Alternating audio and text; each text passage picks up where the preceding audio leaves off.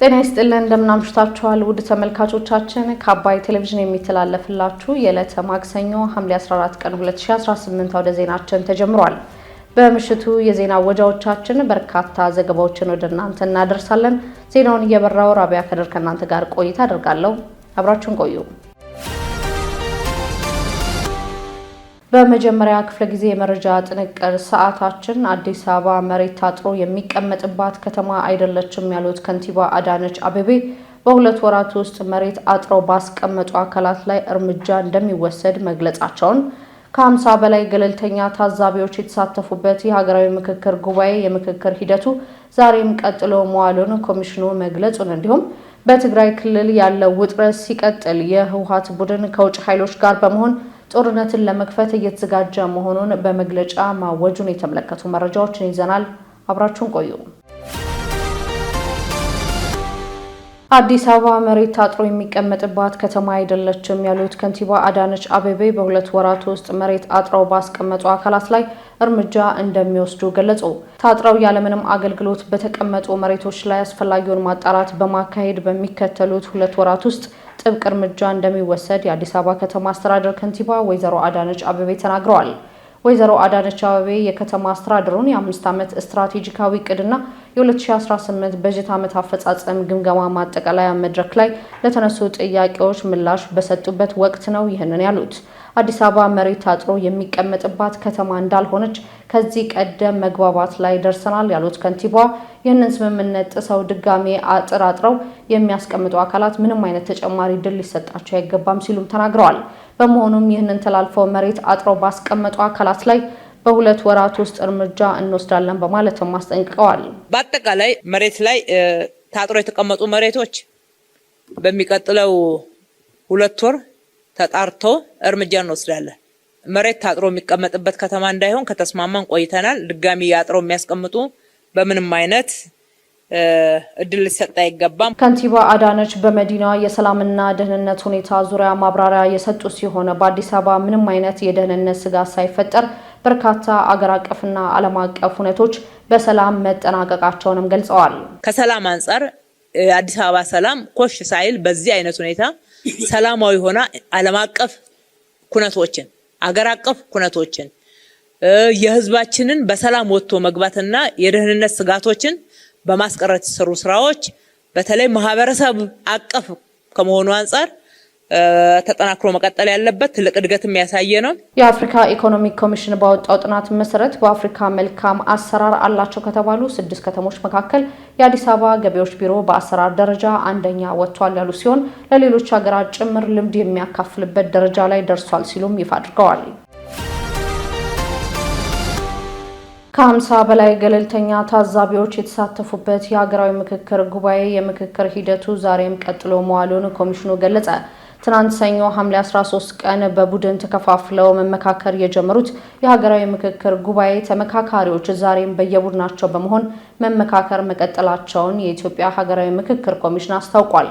50 ተመካካሪዎችን በመያዝ በ80 ቡድን ተከፋፍለው መመካከር የጀመሩት ንዑስ ቡድኖች በተሟላ ሁኔታ ከትናንት ከሰዓት በኋላ በንዑስ ቡድናቸው 10 በመሆን ምክክር በማድረግ ላይ ይገኛሉ ያለው ኮሚሽኑ ይህ ሂደትን እስከ ነገ የሚቀጥል ይሆናልም ብሏል። የኢትዮጵያ ሀገራዊ ምክክር ኮሚሽን አክሎም በዚህ ሂደት ተመካካሪዎች በሚመካከሩባቸው የአጀንዳ ሀሳቦች ላይ በርካታ ሀሳቦችና መልከታዎችን በማቅረብ ላይ እንደሚገኙ ገልጾ ሂደቱ ተመካካሪዎች ላለመግባባት መንስኤ የሆኑ መሰረታዊ ሀገራዊ ጉዳዮች ላይ ያሉ አመላካቾችንና ምክንያቶችን ከስር መሰረቱ አንዳቸው ሌላኛቸው እንዲረዱት መደላደል እንደሚፈጥርም ጠቁሟል። ኮሚሽኑ አያይዞም ሂደቱን ለማሳካት ከተለያዩ ተቋማት በሙያቸው በትምህርት ዝግጅታቸውና ለአጀንዳ ሀሳቦች ባላቸው ሙያዊ ቅርበት ብቁ ናቸው ብሎ ያመነባቸውን 80 የሚጠጉ የባለሙያ ስብስብ በማሰባሰብ ሀገራዊ ምክክር ጉባኤው ላይ እያሳተፈ ይገኛል ሲልም ገልጿል።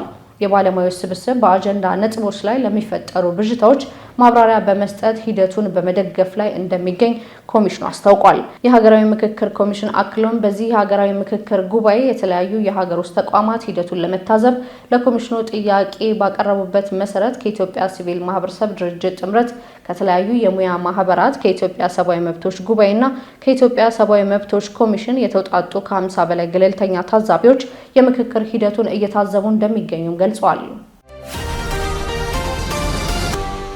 በትግራይ ክልል ያለው ውጥረት ሲቀጥል የህወሓት ቡድን ከውጭ ኃይሎች ጋር በመሆን ጦርነት ለመክፈት እየተዘጋጀ መሆኑን በመግለጫ አወጀ። መሰረታቸውን በትግራይ ያደረጉ ፖለቲከኞች እንዲሁም የማህበረሰብ አንቂዎችና ጋዜጠኞች የህወሓት ቡድን ከውጭ ኃይሎች ጋር በመሆን የጦርነት ዝግጅት እያደረገ መሆኑን ሲገልጹ ቆይተዋል። እናም ከውጭ ኃይሎች ጋር ለጦርነት ዝግጅት እያደረገ ነው የሚል ክስ ሲቀርብበት የነበረው የህወሓት ቡድን አሁን ላይ ይህንን የሚያረጋግጥ ምላሽ ሰጥቷል። የህወሓት ቡድን መሪ የሆኑት ደብረጽዮን ገብረ ሚካኤል አስተማማኝ የውጭ አጋሮች አሉን ሲሉ በመቀሌ ከተማ በተካሄደ አንድ መድረክ ላይ ሲናገሩም ተሰምተዋል። በኃይል ስልጣን የያዘውን የህወሓት ቡድን የሚመሩት ደብረጽዮን በስትራቴጂክ ደረጃ የሚሰሩ የውጭ አጋር አሉንም ብለዋል። ሆኖም የህወሓት ቡድን በቅርቡ ያወጣው አፋኝ አዋጅና እየተደረገ ያለው የጦርነት ዝግጅትን ተከትሎ ከክልሉ እየሸሹ ያሉ ወጣቶችን ለማስቆም ከቀናት በፊት የትራንስፖርት እገዳ መጣሉም ሲዘገብ ነበር። በተመሳሳይ ምርጫችን ሰላም ነው፣ ጦርነት ይብቃ በሚል መፈክር በትግራይ ክልል በህወሓት ቡድን እየተደረገ ነው የተባለውን የጦርነት ዝግጅት የሚቃወም ሰልፍ ባለፈው ቅዳሜ ሐምሌ 11 ቀን 2018 በአዲስ አበባ መካሄዱም ይታወቃል።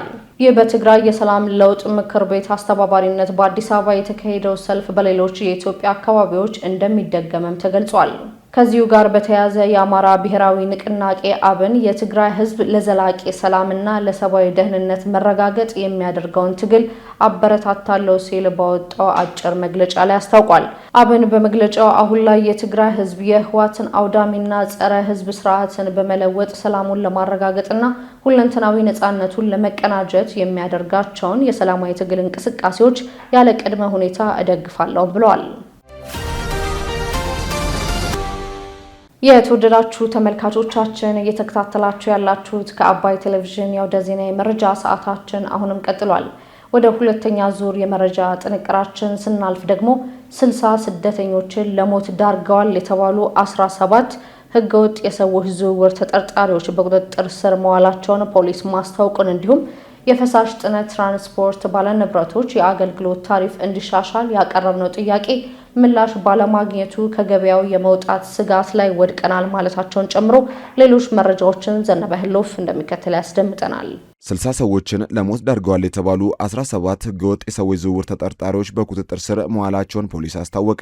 የኢትዮጵያ ፌዴራል ፖሊስ በምስራቅ የሀገሪቷ ክፍል በጅቡቲና በየመን አድርገው ወደ ሳውዲ አረቢያ ሰዎችን በህገወጥ መንገድ ሲልኩ የቆዩና ከተጎጂዎች ከ1 ቢሊዮን ብር በላይ የተቀበሉ የተደራጁ 17 የወንጀል ቡድን አባላትን በቁጥጥር ስር በመዋል ምርመራ አጠናቆ መዝገቡን ለፍትህ ሚኒስቴር መላኩን አስታውቋል። ፖሊስ ባሰባሰበው የሰውና የሰነድ ማስረጃ ተጠርጣሪዎቹ የህገወጥ የሰዎች ዝውውር መረብ በመዘርጋት ተጎጂዎቹ በየመን በኩል ወደ ሳውዲ አረቢያ ገብተው የተሻለ ኑሮ እንደሚኖሩ ሐሰተኛ ተስፋ በመስጠትና በማሳመን ከተለያዩ የሀገሪቱ አካባቢዎች በደላሎች አማካይነት ተጎጂዎችን በመመልመል ሲልኩ መቆየታቸውንም አረጋግጧል። በህገወጥ መንገድ የተወሰዱ ተጎጂዎች የኢትዮጵያን ድንበር እንደተሻገሩ ወደ የመን ተወስደው በየመን ሀገር ውስጥ በሚገኙ ለዚሁ ዓላማ በተዘጋጁ መጋዘኖች ታጉረው ከፍተኛ ኢሰብአዊ ድርጊቶች ይፈጸሙባቸው ነበር ብሏል። በተለይም ተጠርጣሪዎቹ ተጎጂዎችን በመያዣነት በመያዝ ወደ ቤተሰቦቻቸው ስልክ በማስደወል ከፍተኛ ገንዘብ ሲጠይቁ እንደነበርና ገንዘብ መክፈል ላልቻሉ ቤተሰቦች ተጎጂዎቹን እየደበደቡ እንዲሁም እያሰቃዩ ቪዲዮ በመቅረጽ የስነ ልቦና ጫና ሲፈጥሩ እንደነበር ተገልጿል። በዚህም በመሐመድ ጣሂር አደን ወይም ወርዲ በሚመራው በዚህ ወንጀል ቡድን ላይ በተደረገው ምርመራ ከተጎጂዎቹና ከቤተሰቦቻቸው ከ1 ቢሊዮን ብር በላይ መቀበላቸው፣ ከ40 ሺህ በላይ ሰዎችን ማዘዋወራቸውንና ከ60 ሰዎች በላይ ለህልፈተ ህይወት መዳረጋቸውን እንዲሁም በርካታ ሴቶች መደፈራቸውን በምርመራ ማረጋገጡ ተደርሶበታል። ተጠርጣሪዎቹ በህገወጥ መንገድ ያገኙትን ከፍተኛ ገንዘብ በመጠቀም በሀገር ውስጥና በውጭ ሀገር ቋሚና ተንቀሳቃሽ ንብረት ማፍራታቸውን ፖሊስ ያረጋገጠ ሲሆን በስማቸው የነበረ ቤት፣ ተሽከርካሪና ገንዘብ እንዲታገድ አድርጓል። የኢትዮጵያ ፌዴራል ፖሊስ ተጠርጣሪዎችን በሰው የመነገድ በህገወጥ ሐዋላና በህገወጥ የገንዘብ ዝውውር ወንጀሎች ምርመራውን አጠናቆ ለፍትህ ሚኒስቴር መላኩን አስታውቋል። የፈሳሽ ጭነት ትራንስፖርት ባለንብረቶች የአገልግሎት ታሪፉ እንዲሻሻል ያቀረብነው ጥያቄ ምላሽ ባለማግኘቱ ከገበያው የመውጣት ስጋት ላይ ወድቀናል አሉ።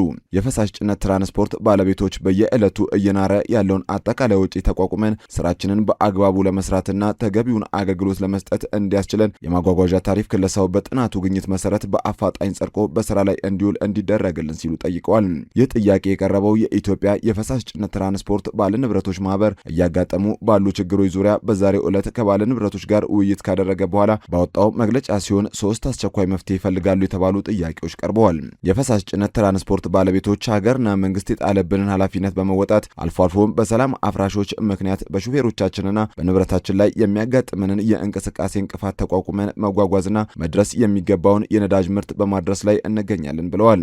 ይህንንም ለሀገር ኢኮኖሚ ዋና የጀርባ አጥንት የሆነውን የነዳጅ ምርት ስናጓጉዝ የስራችን አጋር የሀገር አለኝታ ከሆኑት አሽከርካሪዎች ጋር ተቀናጅተን በመስራት በመሆኑ እነዚህ አሽከርካሪዎቻችን የሀገር ባለውለታነታቸውን አለመግለጽ ንፉግነት ነው ሲሉ መግለጫው አክሏል።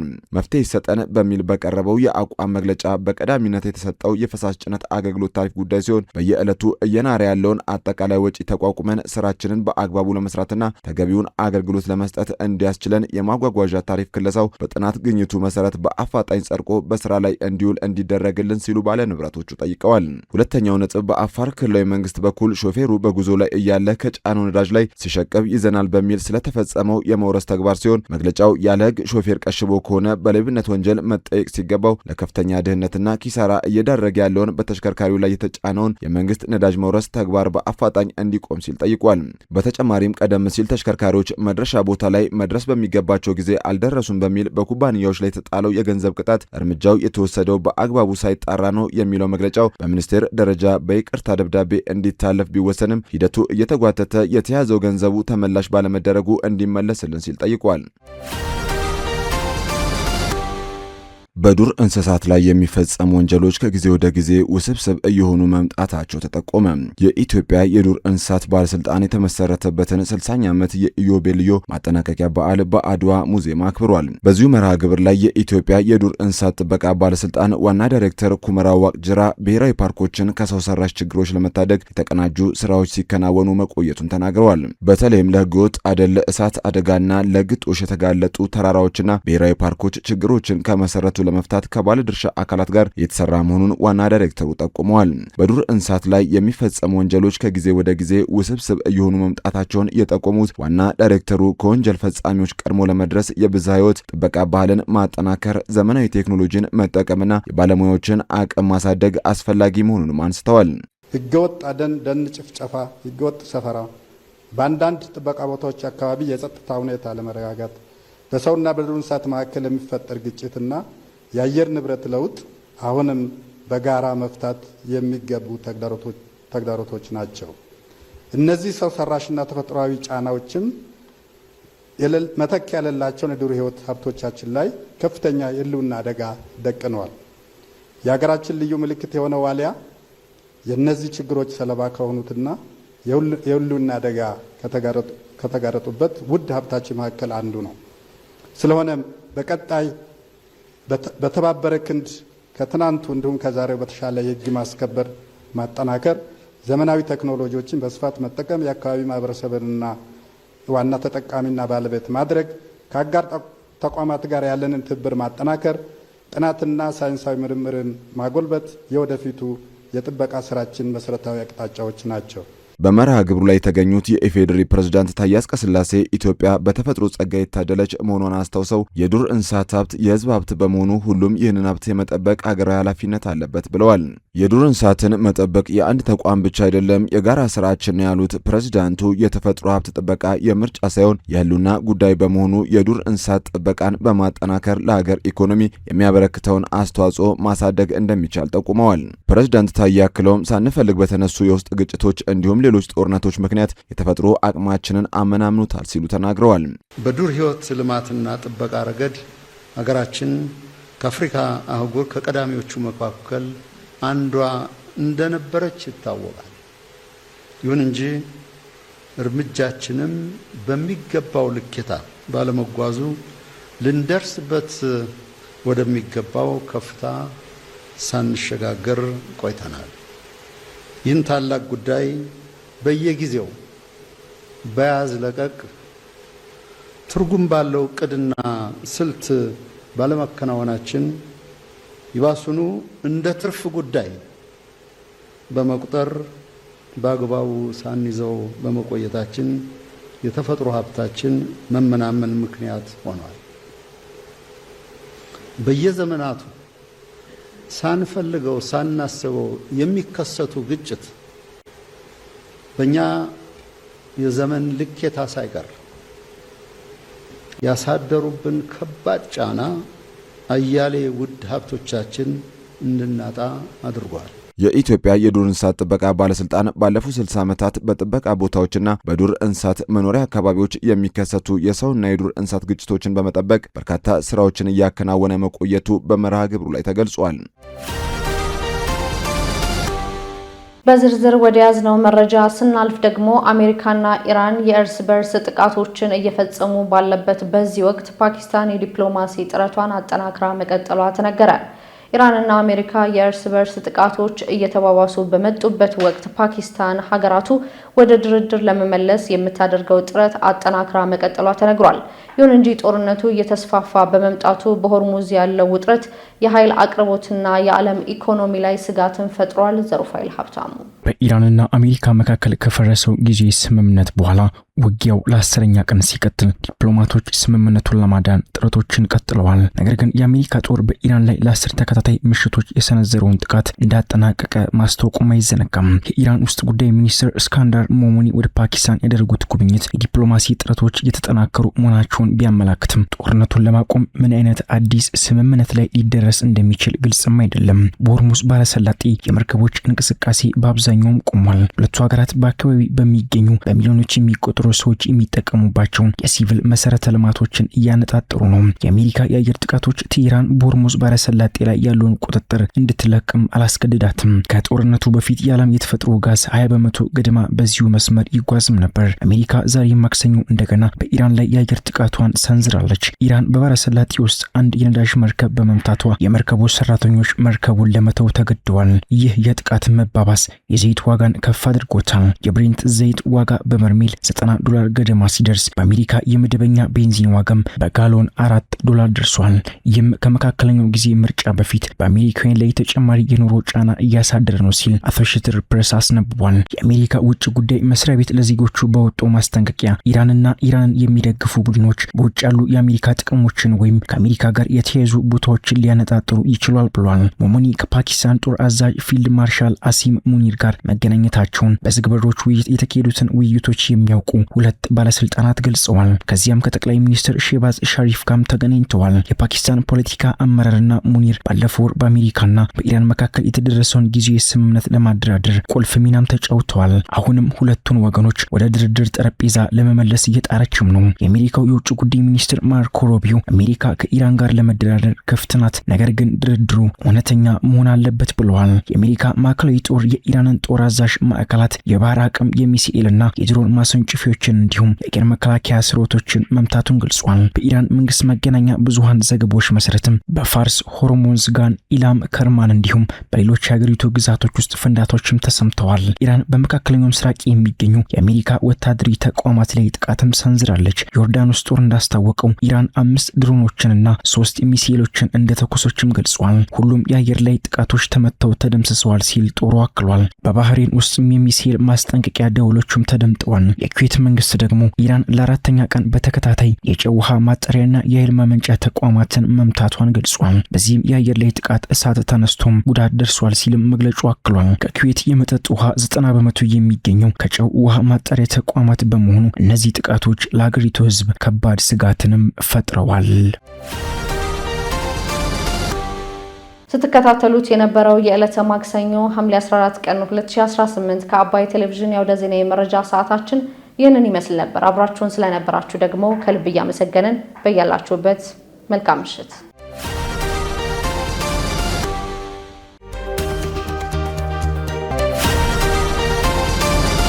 ሰላም ጤና ይስጥልኝ። እንደምን አምሽታችኋል ውድ ተመልካቾቻችን። ከአባይ ቴሌቪዥን የዕለተ ማክሰኞ ሐምሌ 14 ቀን 2018 የቢዝነስና የምጣኔ ሀብት ዘገባዎች ወደ እናንተ የሚቀርቡበት ሰዓት ላይ ደርሰናል። ያለ መያዣ እስከ 3 ሚሊዮን ብር ብድር የሚያመቻች ኪሴ የተሰኘ አዲስ የዲጂታል ብድር መድረክ ይፋ መሆኑን የኢትዮጵያ ስታቲስቲክስ አገልግሎት የሰኔ ወር አጠቃላይ የዋጋ ግሽበት 13.9% መድረሱን ይፋ ማድረጉን ጨምሮ ሌሎች መረጃዎችን ይዘናል። አባይ ቢዝነስን እየመራው ሀና ፍስሐ ከእናንተ ጋር ቆይታ አድርጋለሁ። አብራችሁ ቆዩ። ያለመያዣ እስከ 3 ሚሊዮን ብር ብድር የሚያመቻች ኪሴ የተሰኘ አዲስ የዲጂታል ብድር መድረክ ይፋ ሆነ። መፍትሄ ማይክሮ ፋይናንስ፣ ኤምዜድ ቴክ እና አሪፍፔ ይፋ ያደረጉት ኪሴ ዲጂታል ብድር በሀገሪቱ ለሚገኙ አነስተኛና ጥቃቅን ንግዶች የፋይናንስ ተደራሽነትን ለማስፋት የተዘጋጀ የመጀመሪያው በወኪሎች የሚመራ ዲጂታል አነስተኛ ብድር መድረክ መሆኑ ተገልጿል። የዚህ ዲጂታል ብድር አገልግሎት ዋና ዓላማ ዝቅተኛ የፋይናንስ ተደራሽነት ያላቸውን ስራ ፈጣሪዎች ተመጣጣኝ ብድር በፍጥነትና በምቾት እንዲያገኙ በማድረግ የኢትዮጵያን ትልቅ የፋይናንስ አካታችነት ክፍተት መቅረፍ እንደሆነ ተጠቁሟል። በዚህም በስምምነቱ መሰረት መፍትሄ ማይክሮ ፋይናንስ አክሲዮን ማህበር ፈቃድ ያለው አበዳሪ ተቋም በመሆን ለብድር የሚሆን ካፒታል ያቀርባል። ኤምዜድ ቴክ ኪሴ የተሰኘውን የዲጂታል ብድር መድረክ የሚያለማና የሚያስተዳድር እንደሆነ ተመላክቷል። አሪፍፔ ፋይናንሻል ቴክኖሎጂ አክሲዮን ማህበር ደግሞ በሀገር አቀፍ የክፍያ ማስተላለፊያው በኩል የተጠበቀ የብድር ስርጭት፣ የብድር ክፍያና የክፍያ አሰጣጥ አገልግሎቶችን ያመቻቻል የተባለው ተበዳሪዎች በኪሴ መድረክ አማካኝነት በሰለጠኑ የአካባቢው ወኪሎች እገዛ ለአጭር ጊዜ የንግድ ብድር ማመልከት የሚችሉ ሲሆን ማመልከቻው በመፍትሄ ማይክሮ ፋይናንስ ከጸደቀ በኋላ ብድሩ በአሪፍፔ የክፍያ ማስተላለፊያ በኩል በቀጥታ ወደ ደንበኛው የሞባይል ኪስ ወይም የባንክ ሂሳብ በሰዓታት ውስጥ ገቢ ይደረጋል ተብሏል። ይህ ዲጂታል ብድር ለብድር ምዘና አማራጭ መረጃዎችን የሚጠቀም በመሆኑ ባህላዊ የመያዣ ንብረት ወይም መደበኛ የፋይናንስ ሰነድ ለሌላቸው ስራ ፈጣሪዎች የፋይናንስ ተደራሽነትን የበለጠ እንደሚያቃልል በስምምነቱ ተነግሯል። ለዚህም የብድር አሰጣጥ 250 ኤጀንቶች እንደተመዘገቡ፣ ተበዳሪዎችም ያለምንም ማስያዣ እስከ 3 ሚሊዮን ብር ብድር መበደር እንደሚችሉና ብድሩን በአንድ ወር ውስጥ የሚከፍሉት እንደሆነ ተገልጸዋል። የኢትዮጵያ ስታቲስቲክስ አገልግሎት የሰኔ ወር አጠቃላይ የዋጋ ግሽበት 13.9% መድረሱን ይፋ አደረገ። በኢትዮጵያ በሰኔ ወር 2018 ዓ.ም የተመዘገበው አጠቃላይ የዋጋ ግሽበት መጠን 13.9% ላይ መድረሱን የኢትዮጵያ ስታቲስቲክስ አገልግሎት መረጃ ያመለክታል። በዚህም አጠቃላይ የዋጋ ግሽበቱ ከግንቦት ወር 13.4% ጋር ሲነጻጸር በ0.5% ጭማሪ ማሳየቱ ተመላክቷል። ከወር ወደ ወር ባለው የሸቀጦችና አገልግሎቶች ዋጋ ንረት ላይ ደግሞ የ1.0 በመቶ ጭማሪ ታይቷል የተባለው የአገልግሎቱ መረጃ እንደሚያመለክተው የምግብና አልኮል ያልሆኑ መጠጦች የዋጋ ግሽበት 15.1% ደርሷል። ይህም በዋናነት በአትክልት፣ ስጋ፣ የወተት ተዋጽኦ፣ እንቁላል፣ ፍራፍሬ፣ ዘይትና ስኳር ዋጋ ላይ በተመዘገበው ጭማሪ ሳቢያ የተከሰተ ነው ተብሏል። በሌላ በኩል ምግብ ነክ ያልሆኑ የዋጋ ግሽበት 12.2% ሆኖ መመዝገቡ ተመላክቷል። በዚህ ዘርፍ ውስጥ የትራንስፖርት 14.3%፣ የአልኮል መጠጦችና ትንባሆ 14.5% እንዲሁም ሌሎች እቃዎችና አገልግሎቶች 17.9% ከፍተኛውን ድርሻ እንደያዙ ነው የተገለጸው። የሰኔ ወር 2018 የዋጋ ግሽበት መጠን ከሰኔ 2017 ዓ.ም ተመሳሳይ ወቅት ጋር ሲነጻጸር ምንም አይነት ለውጥ ሳያሳይ በተመሳሳይ 13.9% ላይ መረጋጋቱ መገለጹን ከኢትዮጵያ ስታቲስቲክስ አገልግሎት የማህበራዊ የትስስር ገጽ ያገኘነው መረጃ ያመለክታል። የኢሚግሬሽንና ዜግነት አገልግሎት በበጀት ዓመቱ ከ1 ሚሊዮን በላይ የቪዛ አገልግሎቶችን መስጠቱን ገለጸ። የኢሚግሬሽንና ዜግነት አገልግሎት በ2018 የበጀት ዓመት ከ1.04 ሚሊዮን በላይ የቪዛ አገልግሎቶችን መስጠቱን ገልጸዋል። የአገልግሎቱ ዋና ዳይሬክተር ወይዘሮ ሰላማዊት ዳዊት ተቋሙ ከ3 ዓመት በፊት 276,000 ቪዛ ብቻ በዓመት ውስጥ መስጠቱን አስታውሰው በ2018 በጀት ዓመት 1.04 ሚሊዮን ቪዛ በመስጠት ከ4 እጥፍ በላይ እድገት ማስመዝገቡን አንስተዋል። አገልግሎቱ የቪዛ አሰጣጥ ስርዓቱን ማሻሻሉ፣ የዲጂታል አገልግሎትን ማስፋፋቱና የአየርና የየብስ ድንበር አስተዳደር አገልግሎትን ማዘመኑን ተከትሎ ከፍተኛ ውጤት ማስመዝገብ መቻሉን በማንሳት አዲስ የተጀመሩት የስቶፕ ኦቨርና ትራንዚት ቪዛ አገልግሎቶች የቱሪዝምና የጉዞ እንቅስቃሴን እያበረታቱ መሆኑንም ዋና ዳይሬክተሯ ገልጸዋል። ወይዘሮ ሰላማዊት ዳዊት አክለውም ኢትዮጵያ በአሁኑ ወቅት ከ194 በላይ ሀገራት ዜጎች ወደ ሀገሪቱ እንዲገቡ በኢ-ቪዛ በውጭ ሀገራት በሚገኙ የኢትዮጵያ ዲፕሎማሲ ተቋማትና በመድረሻ ቪዛ አማራጮች አገልግሎት እየሰጠች ትገኛለች በማለት የአገልግሎቱን አድማስ አብራርተዋል። የቱሪዝም ፍሰትን ለማሳደግ የውጭ ኢንቨስትመንትንና የንግድ ግንኙነትን ለማበረታታት እንዲሁም የሰዎችን ነጻ እንቅስቃሴ ለማቀላጠፍ የተወሰደ እርምጃ የዜጎችን የመንቀሳቀስ መብት ያከበረ መሆኑን ወይዘሮ ሰላማዊት ተናግረዋል። ወደፊትም ዘመናዊና ቀልጣፋ የቪዛና ሌሎችም የኢሚግሬሽን አገልግሎቶችን በማስፋትና በማዘመን ኢትዮጵያ ለዓለም አቀፍ ተጓዦችና ባለሀብቶች ተመራጭ መዳረሻን ለማድረግ እየተሰራ መሆኑንም ጨምረው ጠቅሰዋል። የዕለቱ የቢዝነስና የምጣኔ ሀብት ዘገባዎች የተከታተላችሁትን ይመስሉ ነበር። አብራችሁን ስለቆያችሁ ከልብ እያመሰገን በያላችሁበት መልካም ምሽት